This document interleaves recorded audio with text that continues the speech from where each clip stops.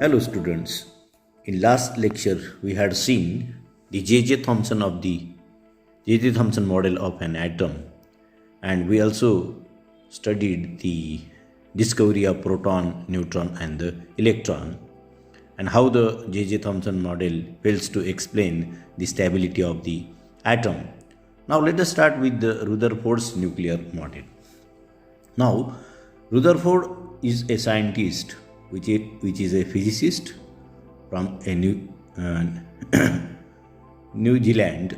So he carried out an experiment in order to explain the model of an atom, or what the atom is constituted, and that study is get carried out by the experiment. That experiment is called as a Rutherford's alpha particle scattering experiment.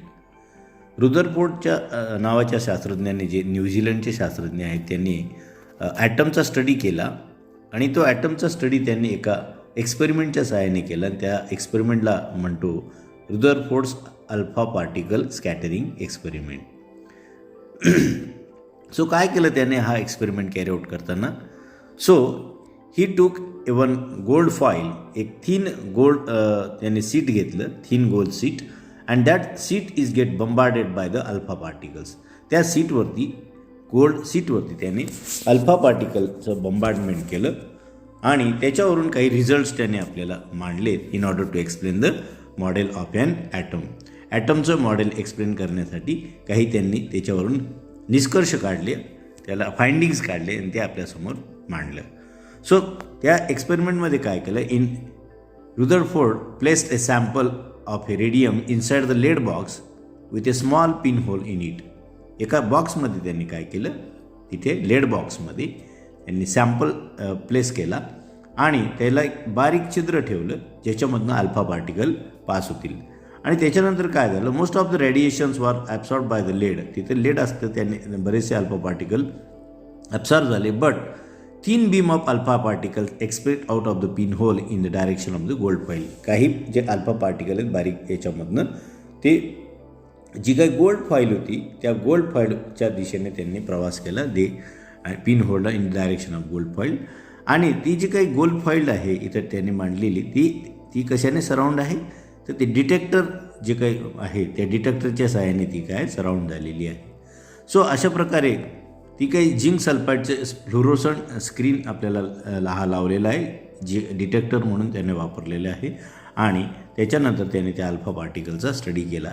इथं आपल्याला दिसतं, इथं हा beam आहे, हा pass होत आहे. इथे बॉक्समधनं आपल्याला रेडिएशन्स निघत आहेत, अल्फा पार्टिकल्स ज्याला आपण म्हणतो.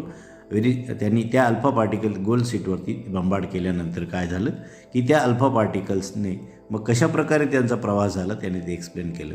So Rutherford notice that the most of the alpha particles passed straight through the gold foil. म्हणजे जास्तीत जास्त जे अल्फा पार्टिकल आहे ते गोल्ड फॉईलमधनं काय झाले, स्ट्रेट वेने पास झाले आणि याच्यामध्ये आणि ते स्क्रीनवरती फ्लॅश झाले behind the screen. So this indicates that the gold atom had a structure with plenty of empty place. So there is also a number of tiny flash also seen in the other position of the screen. दुसऱ्या बाजूला एक असं flash चमकल्यासारखं त्याला दिसलं. Most of the alpha particles pass झाले. याचा अर्थ त्याने रुदरफोर्डने काय मांडलं की अल्फा पार्टिकल कम्प्लिटली स्ट्रेट वेने जे पास होत आहेत याचाच अर्थ तिथं काय असलं पाहिजे, त्याच्यामध्ये इथं ॲटममध्ये स्पेस असला पाहिजे, मध्ये काही जागा असल्या पाहिजेत. या स्पेसमधनं हे पार्टिकल्स काय होतात, सरळ हे पास होतात. त्याच्यावरून मग एक कन्क्लुजन आहे आपल्याला, हे ॲटममधनं समजा ते पास होत असेल गोल्डच्या फॉईलच्या गोल्ड ॲटम्समधनं, तर काय झालं की बाकीचे जे काही अनडिफ्लेक्टेड पार्टिकल्स आहेत ते सरळ पास झाले काही पार्टिकल्स, आणि काही पार्टिकल्स जे आहेत they are get deflected with a angle. काही अँगलमध्ये ते काय झालं, स्लाइटली डिफ्लेक्ट झाले अल्फा पार्टिकल्स. आणि काही जे अल्फा पार्टिकल्स आहेत ते स्ट्रेट वे ते बंबार्ड झाले आणि त्यांनी त्याची डायरेक्शन बदलली सोर्सकडे, म्हणजे उलट दिशेने त्यांनी प्रवास केला.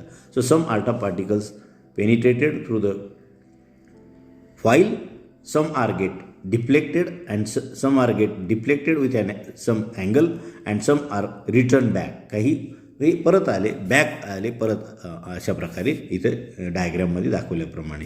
सो त्याच्यावरून मग त्याने काय रिझल्ट्स मांडले, सम हे आपण जे मगाशी एक्सप्लेन केलं त्यानुसार some time in the front of gold foil this showed that the scattering of alpha particle through the large angle and come back to the source. हे जे काय ते लार्ज अँगलमध्ये ते आपल्याला काय झाले डिफ्लेक्ट झाले, स्कॅटर झाले आणि ते सोर्सकडे परत आले. बेस्ड ऑन द ऑब्झर्वेशन्स त्याने एक नवीन मॉडेल जे न्यूक्लिअर मॉडेल त्याला आपण रुदरफोर्ड न्यूक्लिअर मॉडेल म्हणतो ते मांडले या निष्कर्षावरून. त्याने काय मांडलं, a atom has tiny dense central core or nucleus. त्याने असं मांडलं की ॲटममध्ये सेंट्रल कोअरला एक बारीक असं एक न्यूक्लियस असतं. सो हे न्यूक्लियस याच्यामध्ये ॲटममध्ये कोअरमध्ये प्रेझेंट असतं आणि त्याच्यामध्ये which contains a particle entire of mass of an atom. त्याच्यामध्ये जे पार्टिकल्स असतात प्रेझेंट आणि त्याचं पूर्ण ॲटमचं मास जे आहे ते न्यूक्लियसमध्ये कॉन्सन्ट्रेट असतं.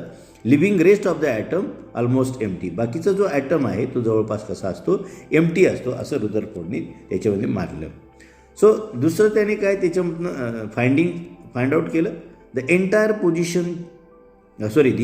Positive charge on atom is located on the nucleus. म्हणजे न्यूक्लियस जो आहे सगळा पॉझिटिव्ह चार्ज जो ॲटमचा आहे तो न्यूक्लियसमध्ये प्रेझेंट असतो असं त्याने मांडलं. So entire positive charge in the nucleus while electrons were distributed in vacant place.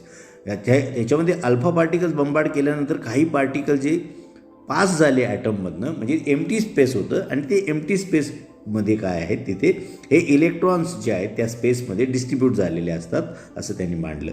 So the electrons were moving in orbit or close circular path around the nucleus like planet around the sun. जसं सूर्याभोवती इतर जे ग्रह फिरतात त्याप्रमाणे nucleus centrally placed आहे. मग ॲटममध्ये ॲटमच्यामध्ये काय न्यूक्लियस इज सेंट्रली प्लेस्ड आणि त्याच्या आजूबाजूला जे स्पेस आहे त्याच्यामध्ये वेगवेगळे ऑर्बिट जे आहेत त्या ऑर्बिटमध्ये इलेक्ट्रॉन काय होतात ते मूव्ह होत असतात. सर्क्युलर पाथमध्ये इलेक्ट्रॉन हे काय होत असतात मूव्ह होत असतात असं त्याने इंटरप्रिट केलं आणि अशा प्रकारे ॲटमचं त्याने आपल्याला मॉडेल मांडलं. रुदरफोर्ड ॲटॉमिक मॉडेल आपल्याला काय सांगतं, मग तिथं सेंट्रली प्लेस्ड न्यूक्लियस आहे, न्यूक्लियसमध्ये पूर्ण ॲटमचं मास कॉन्सन्ट्रेट आहे आणि न्यूक्लियस आहे त्याच्यामध्ये काय पार्टिकल जे प्रेझेंट आहेत ते पॉझिटिव्हली चार्ज आहेत आणि त्याच्या आजूबाजूला जे स्पेस आहे त्याच्यामध्ये इलेक्ट्रॉन्स सर्क्युलर ऑर्बिटमध्ये ते रिव्हॉल्व होत आहेत. So the electrons are revolving in a circular orbit in a fixed path. So in atom there is a centrally placed nucleus. So this is a Rutherford's atomic model which is explained by the Rutherford from the alpha particle scattering experiment. Alpha particle scattering experiment मध्ये त्यांनी मांडलं. पण ह्या मॉडेलची देखील जसं जे थॉम्सनचं मॉडेल आपण in last period we had seen त्याचे जसे लिमिटेशन्स होते कारण ते मॉडेल आपल्याला stability of an atom explain करण्यासाठी काय कमी पडलं.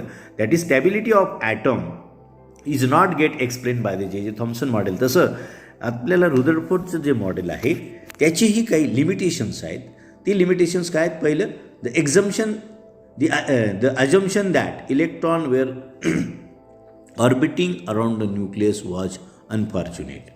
म्हणजे काय आहे हे अजम्पशन काय होतं, electrons were orbiting around the nucleus was unfortunate. So, according to the classical electromagnetic theory, if charged particles accelerate around and positive charged particles, the former will radiate the energy. म्हणजे ते जर असे particle जर nucleus भोवती move होत असतील तर ते काय होतील, ते एनर्जी रिलीज करतात.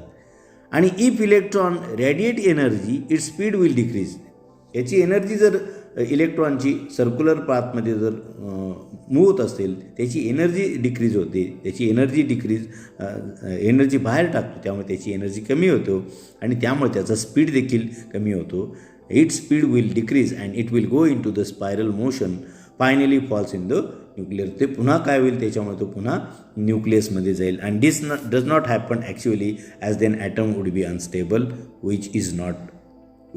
Which it is not. So this was the main weakness of the Rutherford model. मग रुदरफोर्डच्या मॉडेलचं एवढंच एक्सप्लेन आहे. हे पुन्हा तो स्टॅबिलिटी जी आहे, जर ॲटम न्यूक्लियस आहे सेंट्रली प्लेस्ड आणि इलेक्ट्रॉन जर ऑर्बिटमध्ये रिव्हॉल्व होतो आहे फिरतो आहे अशा प्रकारे तर त्यावेळेला तो एनर्जी बाहेर टाकेल. एनर्जी बाहेर टाकल्यानंतर त्याची एनर्जी कमी होईल इलेक्ट्रॉनची, आणि एनर्जी कमी झाली तर फायनली तो इलेक्ट्रॉन जो आहे तो कुठे जाईल, पुन्हा न्यूक्लियसमध्ये जाईल, आणि त्यामुळे ॲटम जो आहे स्टेबल होईल. पण ॲक्च्युली ॲटम हा अनस्टेबल होईल, पण ॲक्च्युली ॲटम कसा आहे, स्टेबल आहे. आणि सो अशा प्रकारे रुदरफोर्डचं मॉडेल देखील ॲटमची स्टॅबिलिटी एक्सप्लेन करण्यासाठी कसं फेल ठरलं. So this is about the Rutherford's alpha particle scattering experiment. आता आपण बघूया इमिशन अँड ॲब्सॉर्प्शन स्पेक्ट्रा. आता हे इमिशन आणि ॲब्सॉर्प्शन स्पेक्ट्रा काय, आपण late us see the emission spectra. Emission spectra काय आहे, जेव्हा एखादा एलिमेंट गॅसियस स्टेटमध्ये आपण त्याला हीट करतो एक फ्लेमवरती, किंवा एखाद्या डिस्चार्ज ट्यूबमध्ये त्याला आपण हीट करतो, सो ॲटम जो आहे तो काय होतो, एक्सायटेड स्टेटला जातो. जो ग्राउंड स्टेटवरचा ॲटम आहे तो कुठे जातो, it goes on the excited state by gaining the energy. किंवा त्याला आपण ज्या वेळेला हीट करतो ॲटमला त्यावेळेला तो एनर्जी गेन करतो आणि तो एक्सायटेड स्टेटला जातो. आणि त्यावेळेला तो काय करतो, it emits A light radiation of A characteristic colour. त्यावेळेला तो विशिष्ट प्रकारचं कॅरेक्टरिस्टिक कलरचं काय करतो, लाईट बाहेर टाकतो, इमिट करतो. आणि ते प्रत्येक एलिमेंटचं ॲटमचं त्या एलिमेंटचं ॲटमचं त्याचं ते कॅरेक्टरिस्टिक असतं. म्हणजे ते कलर जो आहे एक विशिष्ट प्रकारचा कलर तो काय करतो, रेडिएशन इमिट केल्यामुळे प्रोड्यूस करतो. The colour of the light produced indicate that the wavelength of the radiation emitted. मग ज्या प्रकारचं लाईट असेल त्या प्रकारची वेवलेंथ ऑफ रेडिएशन काय होते आपल्याला मिळते. म्हणजे ॲटम जर आपण एखाद्या फ्लेमवर जाळला तर आपल्याला त्या फ्लेमचे वेगवेगळ्या प्रकारचे कलर मिळतात. When we burn the element or the substance in a flame, so it gives a particular characteristic color of a particular wavelength. तर त्याच्यामध्ये आपल्याला फॉर एक्झाम्पल आपण जर एक्झाम्पल त्याचं पाहिलं तर बन्सेन बर्नर जो असतो त्याच्यामध्ये आपण जर साल्ट ऑफ सोडियम जर आपण त्याच्यामध्ये बर्न केला, सो इट ॲब्सॉर्ब एनर्जी आणि तो काय करतो आपल्याला, it emits yellow colour light. तो आपल्याला देतो येलो कलर लाईट इमिट करतो. त्यामुळे आपल्याला ती येलो कलरची फ्रेम आपल्याला मिळते. बस स्ट्रॉन्शियम जर आपण एलिमेंट जर आपण त्याच्यामध्ये जाळला तर तो आपल्याला काय करतो, इट इमिट्स रेड कलर. हे तो लाल कलर जो आहे रेड कलर इमिट करतो. आणि जर पोटॅशियम आपण जाळला तर काय करतो, it emits A violet colour. म्हणजे त्या कॅरेक्टरिस्टिक कलरचे फ्लेम्स किंवा आपल्याला इमिशन ऑफ लाईट आपल्याला मिळतं. In discharge tube the neon emits orange colour. Discharge ट्यूबमध्ये जर निऑन जर आपण त्याला बर्न केला तर त्यावेळेला त्याची जी काय आपल्याला मिळतं इमिशन ऑफ लाईट आहे तो ऑरेंज रेड कलरचा लाईट इमिट करतं. आणि जर हेलियम आपण जर त्याच्यामध्ये डिस्चार्ज ट्यूबमध्ये जर हीट केलं बर्न केलं तर तो आपल्याला पिंक कलर आपल्याला देतो. अशा प्रकारे वेगवेगळ्या प्रकारचे एलिमेंट्स जर आपण ते बर्न केले तर बर्नरवरती तर आपल्याला वेगवेगळ्या कलरच्या फ्रेम आपल्याला मिळतात. If we examine the emitted light with the spectroscopic device we get a spectrum on the photographic plate. It consists of bright line. मग आपण हे जे काही स्पेक्ट्रोस्कोपिक डिव्हाइसच्या सहाय्याने स्पेक्ट्रम जर आपण फोटोग्राफिक प्लेटवर घेतला तर त्यावेळेला आपल्याला वेगवेगळ्या कलरच्या ब्राईट लाईन्स आपल्याला दिसतात. त्या लाईन्सचा त्याला म्हणतो आपण स्पेक्ट्रम आपल्याला मिळतो. Such spectrum in which each line represent a specific wavelength of radiation emitted by the atom is referred to as a line spectra. म्हणजे त्याला आपण म्हणतो लाईन स्पेक्ट्रा किंवा इमिशन स्पेक्ट्रा. म्हणजे अशा प्रकारे जर आपण वेगवेगळ्या प्रकारचे स्पेक्ट्रोस्कोपीमध्ये पाहिलं तर आपल्या वेगवेगळ्या प्रकारच्या लाईन्स आपल्याला मिळतात आणि त्याला लाईन स्पेक्ट्रा म्हणतो किंवा ॲटॉमिक इमिशन स्पेक्ट्रा असं आपण म्हणतो. थोडक्यात काय, when we burn the element or heat the element in discharge tube it emits some kind of the radiation of a specific colour. आणि ती रेडिएशन्स असतात the radiations are in the form of line and that's why that spectra is called as a line spectra or the atomic emission spectra. Emission म्हणजे त्याच्यामध्ये radiation emit झालेले असतात, that's why it is called as A emission spectra. हा झाला emission spectra. दुसरा spectra second kind आहे absorption spectra. Absorption spectra म्हणजे काय, Wien white light is composed of, आपल्याला माहिती आहे व्हाईट लाईट जे ऑर्डिनरी व्हाईट लाईट त्याच्यामध्ये सगळ्या composed of all visible wavelength, जे आपल्याला डोळ्यांना दिसतात तेवढे वेवलेंथ असलेले लाईट त्याच्यामध्ये असतात. It pass through a cool vapour of an element.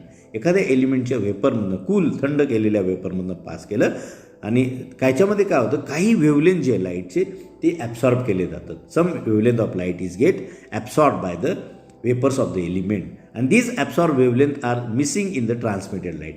आणि तो जर लाईट ट्रान्समिट होणार असतो त्याच्यामध्ये ज्या वेवलेंथ ॲब्सॉर्ब केल्या गेल्या आहेत व्हेपरमध्ये त्या वेवलेंथ आपल्याला ॲब्सॉर्बच्या मिळत नाही. बाकीच्या वेवलेंथ काय करतात, मिस केल्या जातात ॲब्सॉर्ब लाईटच्या वेवलेंथ.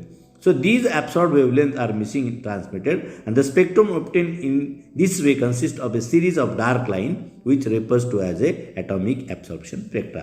आणि ते पास झाल्यानंतर आपल्याला ज्या लाईन्स मिळतील मग त्या लाईन्सला आपण म्हणतो ॲटॉमिक ॲब्सॉर्प्शन स्पेक्ट्रम असं आपण म्हणतो. So the wavelength of the dark line is exactly the same as दोट bright line in emission spectrum.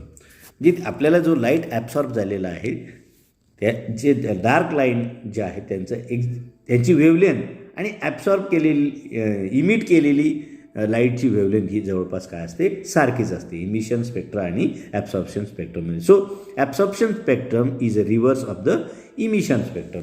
Emission spectra हा इमिशनमुळे आहे, ॲब्सॉर्प्शन स्पेक्ट्रा हा लाईट ॲब्सॉर्ब केल्या गेल्यामुळे आहे.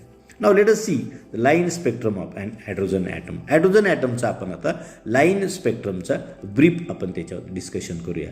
So what is emission spectrum त्याच्यात आपण स्टडी करताना the emission of line spectrum of hydrogen item can be obtain by passing the electric discharge through the gas content in a discharge tube at a low pressure. एका discharge ट्यूबमध्ये काय आहे, low प्रेशरला जर hydrogen gas आपण भरला, इथे discharge tube आहे, low प्रेशरला hydrogen gas आपण भरला आणि त्याच्यामधनं याच्यात काय केलं हायड्रोजन, त्याच्यामधनं इलेक्ट्रिक डिस्चार्ज त्याच्यात केलं, इलेक्ट्रिक करंट थोडक्यात आपण काय करू त्याच्यामधनं पास जर केलं त्यावेळेला आपल्याला लो प्रेशरला तर काय होतं, the light radiation is emitted is then excited with the help of the spectroscope. आपल्याला तिथेनं लाईट रेडिएशन काय होईल, ती इमिट केलं जाईल, बाहेर टाकलं जाईल आणि ते जर आपण स्पेक्ट्रोस्कोपीच्या सहाय्याने पाहिलं, स्पेक्ट्रोस्कोपच्या सहाय्याने पाहिलं, इन्स्ट्रुमेंटच्या सहाय्याने, तर आपल्याला वेगवेगळ्या प्रकारच्या लाईन्स ज्या आहेत त्या मिळतील. त्याला लाईन स्पेक्ट्रम असं आपण म्हणतो. Though bright lines are recorded on the photographic plate. जी फोटोग्राफिक प्लेट आहे मग स्पेक्ट्रोस्कोपमधनं म्हणजे एक लेन्समधनं ते प्रिझममधनं पास होतात आणि आपल्याला वेगवेगळ्या प्रकारचे वेवलेंथ असलेले हे लाईन्स या मिळाल्या photographic प्लेटवरती. constitute the atomic spectrum of a hydrogen atom. त्यालाच आपण काय म्हणतो, स्पेक्ट्रम ऑफ हायड्रोजन ॲटम आपण त्याला म्हणतो. आणि त्याच्यामध्ये वेगवेगळ्या अँगस्ट्रॉम युनिट वेवलेंथ असलेले लाईट जे आहेत त्याच्यामध्ये हा आपल्याला डायग्राममध्ये आपल्याला दिसत आहेत अशा प्रकारे. So in 1884 Balmer observe that there was a 4-point colour in the line visible spectrum. त्याच्यामध्ये वेगवेगळ्या प्रकारचे 4 लाईन कलर मिळतात आपल्याला व्हिजिबल हायड्रोजन स्पेक्ट्रममध्ये. कुठले कुठले असतात ते इथे दाखवलेले आहेत वेगवेगळ्या वेवलेंथचे. त्या वेवलेंथ खाली पण इथं आपल्याला दिलेलं आहे. पहिलं आहे red line of wavelength 6563 angstrom unit. Blue green line जी दिलेली आहे ती 4861 angstrom unit. Blue line with a wavelength 4340 angstrom unit. आणि व्हायलेट लाईन आपल्याला शेवटची मिळते, it is of a 4102 angstrom unit असलेले लाईन ज्या आहेत ते आपल्याला स्पेक्ट्रममध्ये वेगवेगळ्या 4 अशा प्रकारच्या लाईन आपल्याला मिळतात. So the above series of the 4 lines in visible spectrum of hydrogen was named as a Balmer series. मग त्यालाच आपण काय म्हणतो, हे ज्या काही लाईन आपल्याला ऑब्झर्व झाल्या वेगवेगळ्या प्रकारच्या याला म्हणतो आपण Balmer series. It is get studied by the Balmer, त्यामुळे त्याला बाल्मर सिरीज आपण असं नाव दिलं गेलं. So by carefully studying the wavelength of the observed lines Balmer was able empirically to give an equation which related the wavelength of a observed line. So याच्यामध्ये इम्पिरिकली बाल्मरने काय केलं, त्याच्यामध्ये एक इक्वेशन मांडलं. ते इक्वेशन काय रिलेट करतं, तर वेवलेंथ ऑफ दिस ऑब्झर्व्ड लाईन, त्या ऑब्झर्व्ड लाईनची वेवलेंथच्या संदर्भामध्ये एक इक्वेशन मांडलं बाल्मरने. ते इक्वेशन आहे 1/λ is equal to R into 1/1 divided by 2 square minus 1 divided by n square. हे इक्वेशन आपल्याला मांडलं. ह्या इक्वेशनमध्ये काय आहे, तर R जो आहे हा कॉन्स्टंट आहे. R व्हॅल्यू जी आहे ती कॉन्स्टंट आहे आणि त्याला म्हणतात रिडबर्ग्स कॉन्स्टंट असं म्हणतात. रिडबर्ग्स कॉन्स्टंट जी आहे त्याच्यामध्ये which has a value of 1,09,677 centimetre inverse. आणि याच्यामध्ये जे काय आहे n इज इक्वल टू काय 3, 4, 5, 6 एक्सेट्रा त्याची व्हॅल्यू आपल्याला असू शकते. So that is if we substitute the value we get respective wavelength. आपण त्याच्यामध्ये जर व्हॅल्यू सबस्टिट्यूट केल्या एनची व्हॅल्यू आणि आरची व्हॅल्यू जर आपण त्या सिरीजमध्ये जर आपण सबस्टिट्यूट केली इक्वेशनमध्ये तर आपल्याला ते लाईन स्पेक्ट्रम आपल्याला वेगवेगळ्या प्रकारचं मिळतं. अशा प्रकारे खाली दाखवल्याप्रमाणे when if we substitute the value we get respective wavelength of 4 lines. आपल्याला 4 लाईनच्या वेगवेगळ्या प्रकारच्या या वेवलेंथ या इक्वेशनमध्ये व्हॅल्यू ॲड केल्यानंतर मिळतात. याला आपण बाल्मर सिरीज म्हणतात इन हायड्रोजन स्पेक्ट्रममध्ये असं म्हणतात. So in addition to the Balmer series 4 other spectral lines were discovered in infrared and ultraviolet region of the hydrogen atom. आता हे 4 आपल्याला मिळालेच, पण तेच जर आपण इन्फ्रारेड मध्ये किंवा अल्ट्राव्हायोलेट रिजनमध्ये ऑब्झर्व केलं तर आपल्याला काय मिळतात, अजून सिरीज ऑफ लाईन आपल्याला त्या ठिकाणी मिळतात. आणि these bears a name, so these bears a name of the discoveries. Thus in all we have 5 spectral series in atomic spectrum of hydrogen. मग आपल्याला अशा प्रकारे जसं बाल्मर सिरीज आहे तसं वेगवेगळ्या प्रकारे अल्ट्राव्हायोलेट रिजन असेल किंवा इन्फ्रारेड रिजन असेल त्याच्यामध्ये वेगवेगळ्या प्रकारच्या 5 सिरीज ऑफ लाईन्स आपल्याला मिळतात. सो लेमन सिरीज हे UV रिजनमध्ये जर आपण त्याला ऑब्झर्व केलं आणि व्हिजिबल रिजनमध्ये आपण पाहिलं बाल्मर सिरीज आपल्याला मिळते. नंतर IR रिजनमध्ये ऑब्झर्व केलं तर पाचेशियन सिरीज आपल्याला मिळते. IR रिजनमध्ये पुन्हा आपल्याला ब्रिकेट सिरीज देखील मिळते आणि IR रिजनमध्ये काय आपल्याला पीपंड सिरीज आपल्याला वेगवेगळ्या वेवलेंथ असलेल्या अशा या सिरीज ऑफ लाईट आपल्याला मिळतं. So this is about the line spectrum. So अशा प्रकारे आपण याचा स्टडी केला, लाईन स्पेक्ट्रमचा स्टडी केला आणि त्याच्यामध्ये आपण पाहिलं रुदरफोर्ड्स ॲटॉमिक मॉडेल. रुदरफोर्ड ॲटॉमिक मॉडेलमध्ये आपल्याला सेंट्रली प्लेस न्यूक्लियस आहे त्याच्यामध्ये आणि आजूबाजूला त्याच्यात इलेक्ट्रॉन आहेत आणि ते इलेक्ट्रॉन हे रिव्हॉल्व होतात आणि त्याच्यामुळे अल्फा पार्टिकल स्कॅटरिंगमध्ये काही लाईट सरळ पास होतो, म्हणजेच ॲटममध्ये काही स्पेसेस आहेत. नंतर काही पार्टिकल डायरेक्टली 180 डिग्रीने रिफ्लेक्ट होतात, म्हणजे तिथे काय आहे अल्फा पार्टिकलचं त्याचा पॉझिटिव्ह चार्ज असल्यामुळे न्यूक्लियसला ते टक्कर देतात आणि ते परत मिळतात. आणि काही पार्टिकल डिफ्लेक्ट होतात, म्हणजे थोडेसे डिफ्लेक्ट होऊन त्याचा अँगल चेंज होतो. त्याच्यावरून त्याने आपल्याला बोर्ने ॲटॉमिक मॉडेल पाहिलं. नंतर आपण पाहिला emission spectra and absorption spectra and Balmer series किंवा लाईन स्पेक्ट्रम ऑफ द हायड्रोजनमध्ये जसं एक बाल्मर सिरीज मिळते आणि वेगवेगळ्या रिजनमध्ये तो स्पेक्ट्रा ऑब्झर्व केला तर आपल्याला Lyman series, Balmer series, Paschen series, Brackett series किंवा पीफंड सिरीज आपल्याला मिळतात. So this is enough for today. So let us enjoy the lecture. Thank you very much.